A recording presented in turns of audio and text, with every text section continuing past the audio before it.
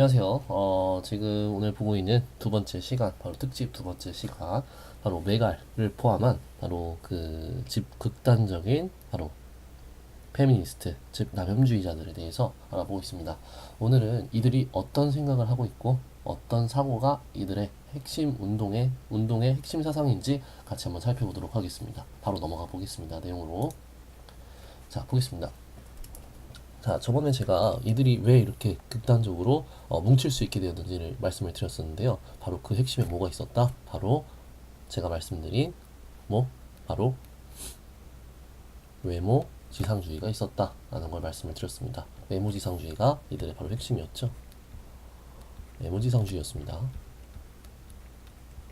이 외모 지상주의 같은 경우는 말 그대로 외모가 모든 가치의 중심이 되는 것을 얘기를 합니다. 그렇기 때문에 이 외모 지상주의를 통해서 많은 이들이 지금 우리나라 젊은이들 포함해서 많은 이들이 별 상처를 받고 있는 것도 사실인데요. 이러한 외모 지상주의가 바로 이들의 사상을 이루는 바로 중요한 요인 중에 하나라고 말씀을 드렸습니다. 이러한 외모 지상주의에 대한 저항이 이들의 바로 사상의 하나이죠. 그죠? 외모 지상주의가 아니라 외모 지상주의에 대한 저항이 이들의 사상의 핵심인데요. 이들의 핵심이 바로 이것에 대한 저항, 바로 뭐로 이어진다? 바로 탈코 운동, 탈코르셋 운동으로 이어진다. 여성들이 과거에 중세시대에 끼고 있던 코르셋을 벗어던지자, 즉 남자들의 시선에서 벗어나자라는 식으로 그 외모적인 자신의 압박에서 벗어나자라고 외치는 이 탈코르셋 운동, 줄여서 탈코 운동이 진행이 되고 있습니다. 그리고 이러한 탈코 운동과 함께 또 동시에 진행되는 것이 바로 남성에 대한 외모의 남성 외모를 비판하는 것입니다. 이게 무엇인가라고 생각을 해볼 수 있는데요. 바로 외모 지상주의에 대해서 저항을 하는 것은 바로 그 자신들을 평가하는 남성에 대해서 바로 비판하는 것으로도 이어지고 있다는 얘기입니다. 즉 남성의 외모, 특히 어떤 것이 있을까요? 우리나라 바로 특정 남성들의 신체 부위를 바로 작다고 얘기하는 소추라는 단어, 혹은 또 어떤 것이 있습니까? 키도 있었을 거고요. 남성들의 키, 그리고 남성들의 무슨 얼굴, 특히 그 유명한 사진 있죠. 우리나라 남성들 뭐 이렇게 남자 얼굴 이렇게 네모나게 그려놓고요. 무슨 뿔테 안경 이렇게 그려놓고요. 뭐 그런 사진들, 우리나라 남성에 대한 뭐 사진인데, 사진이 아니라 그림이죠. 그림인데 이렇게 안 좋게 남성의 얼굴에 대해서 비하하는 내용이라든가 키라든가 이런 소추라는 단어라든가 이런 것들이 바로 남성 외모를 비판하는 것 중에 하나가 되겠습니다. 그래서 이 외모 지상주의에 대한 저항 운동은 본인들이 외모적인 그런 압박에서 벗어나려는 탈코르셋 운동과 자신들의 외모를 평가하는 이성인 남성에 대한 외모를 비판하는 운동, 즉 이런 식으로 진행이 되고 있습니다. 또 동시에 진행되는 것이 바로 얼빠, 즉 얼빠라고 불리는 건 뭐냐면요, 얼굴만 엄청 좋아하는 거예요. 그죠? 잘생긴 얼굴 엄청 좋아하는 것인데, 이건 너무나 당연한 얘기임에도 불구하고 이런 얼빠에 대한 글이 굉장히 많이 올라온다. 즉 누구 잘생겼느니, 누가 뭐 못생겼느니, 누가 엄청 잘생겨서 좋다더니 하는 식의 얼빠적인 내용도 굉장히 많이 증가했다라고 볼 수 있습니다. 즉 이들 외모 지상주의 운동은 정확히 말씀드리면 내로남불입니다. 왜 내로남불이냐면은 본인들은 코르셋을 벗어던지자 얘기하면서도 남성에 대한 외모는 엄청나게 비판을 하고 있다는 것이죠.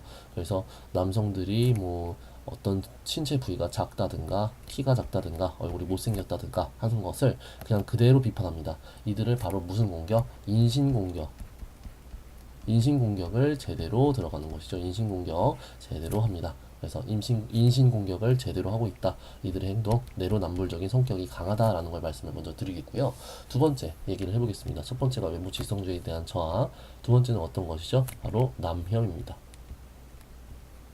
남혐 운동 같은 경우는 남성에 대한 극단적인 혐오를 들어야 되는 것을 얘기를 합니다. 그런데도 불구하고 이 남혐은 특정 집단에 좀 약간 한정이 되어 있는 경우가 많습니다. 특히 어디 한정이 되었냐면요, 30대에서 40대 남성에 대한 혐오가 제일 가장 큽니다. 이들에 대해서 아까 제가 무슨 그림 하나를 그렸는데요, 이들 같은 경우는 바로 우리나라 30대 40대를 겨냥한 경우가 많고요. 이들은 바로 여성시대나 메갈, 쭉방의 주요 이용자인 30대 중반 여성들과 같은 시대를 지낸 남성들입니다. 즉 자신들을 여성으로 평가를 해주고 자신들과 어떻게 보면 결혼이라든가 연애라든가로 연결이 되었을 가능성이 높은 세대들이죠. 그 30대, 40대를 비판하기 시작합니다. 저는 이 이유는 바로 30대가 이제 30대 중에서 결혼에 실패한 사람들이 이러한 자신들의 결혼 실패라든가 자신들의 인생의 그런 팍팍함을 바로 이 자신들과 결혼을 했을 수도 있는 3, 40대에게 돌리는 것이 가장 컸다고 생각을 합니다. 그래서 자신들의 결혼 실패는 이들이 못나서 그랬다. 이들에 대한 혐오를 돌리는 것이라고 볼 수 있다고 생각을 하고요. 그리고 지금 20대 같은 경우도 남혐이 굉장히 강하게 나오는데요. 20대 초반이라고 말씀을 드렸는데 바로 이 3, 40대에게 영향을 아니 이 3, 40대가 아니라 이쪽에 있는 여성시대라든가 그 쭉방 그런 회원들의 30대 회원들에게 영향을 받은 것도 있겠지만 바로 본인들이 되게 공격성을 많이 띠고 있다. 그 공격성은 대부분 바로 아까 말씀드린 얼굴을 평가한다든가 그런 분위기가 10대, 20대에서도 굉장히 증가했고 그것에 대한 저항 운동으로 20대 회원들도 늘어나면서 그들이 그대로 남혐으로 이어지고 있다. 특히 20대 같은 경우는 바로 뭐를 많이 겪은 거 바로 몰카, 그죠? 화장실 몰카에 대한 피해자들이 많습니다. 몰카 피해자들이 바로 남혐으로 이어졌다라는 것입니다. 그런데 이 몰카 같은 경우는 가해자들이 분명 정해져 있지만 그 가해자를 욕하는 것이 아니라 남자에 대한 극단적인 혐오로 나타나는 것라는 점에서 이들도 물론 어느 정도는 납득은 되지만 어쨌든 이성적이진 않다. 이성적이지 않은 행동을 하고 있다라고 말씀을 드릴 수는 있겠습니다. 그래서 두 번째가 남혐이고요. 정치적으로 보겠습니다. 정치적인 걸 보겠는데요. 세 번째, 정치 성향입니다. 이들의 정치 성향은 단연코 진보입니다. 저도 개인적으로 진보적인 성향을 갖고 있는 사람인데요. 이들 같은 경우도 바로 진보적인 성향을 굉장히 강하게 띱니다. 이들 같은 경우는 대표적으로 민주당이나 정의당의 극단적인 지지층인 경우가 굉장히 많습니다. 그래서 이들 같은 경우는 진보적인 성향을 띠는데요. 저는 이들이 진보적인 성향을 띠는 것도 사실 아까 말씀드린 첫 번째 제가 또 영상에서 말씀드린 것과 관련이 되게 크다고 생각을 합니다. 즉 이들 회원들, 즉 쭉방, 메갈, 여시, 워마드를 이루고 있는 회원들, 여성 회원들의 대다수가 30대 중반이나 20대 초라고 말씀을 드렸는데 이 두 집단의 공통점은 바로 자신들의 감수성이 가장 높은 10대 중반 혹은 후반에 바로 보수 정권이 바로 경제에 대한 어젠다를 설정하면서 그 이후에 외모지상주의나 물질반응주의에 가장 크게 노출되었다는 것이 특징이었죠. 즉 이들은 되게 보수 정권이 강조했던 가치, 즉 아까 말씀드렸던 것과 연관이 되어 있는데 바로 물질만능주의라든가 또 가장 중요했던 바로 무엇이었죠? 외모지상주의 를 강조하는 이 보수 정권에 대한 반발감이 굉장히 큽니다. 그래서 이들은 당연히 성향은 진보적인 성향을 띠고 있습니다. 그래서 이들은 굉장히 정치적으로는 진보입니다. 그런데 지금 20대 같은 경우 어떻습니까? 20대, 30대, 40대는 남녀를 가릴 것 없이 대부분이 거의 70에서 80%가 남녀 구분 없이 모두 다 진보 성향을 띱니다.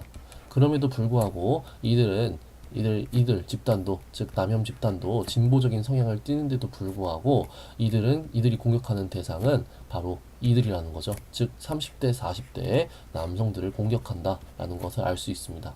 이것은 왜 그럴까요?